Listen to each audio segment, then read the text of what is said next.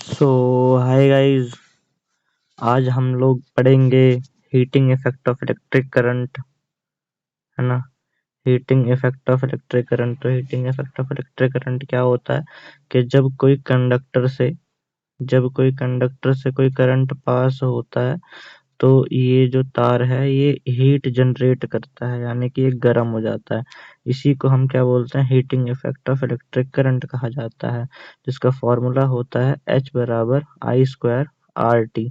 Now जो H जो है वो डिपेंड किस पे करता है, वो डायरेक्टली प्रोपोर्शनल होता है I के स्क्वायर के। इसका मतलब है कि अगर हम करंट को बढ़ाएंगे तो हमारी जो हीट है वो भी जनरेट होगी। जैसे अगर मैं करंट को 2 बढ़ाऊंगा, 2 एम्पेयर, तो मेरी जो हीट है वो 2 के स्क्वायर के यानी कि 4 टाइम्स इंक्रीज हो जाएगी।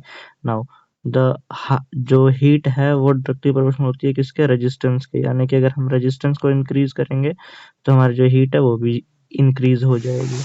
और जो हीट जो होती है वो डायरेक्टली प्रोपोर्शनल होती है किसके, टाइम के, यानी कि जितनी देर उसमें करंट पास होगा उतनी ही ज्यादा उसमें हीट जनरेट होगी। जैसे कि हमारा चार्जर जो होता है वो ज्यादा लंबे समय तक जैसे ही चार्ज करता रहता है फोन को, और वो क्या कर देता है, हीट जनरेट कर देता है। हीट यानी कि गर्म हो जाता है, बस।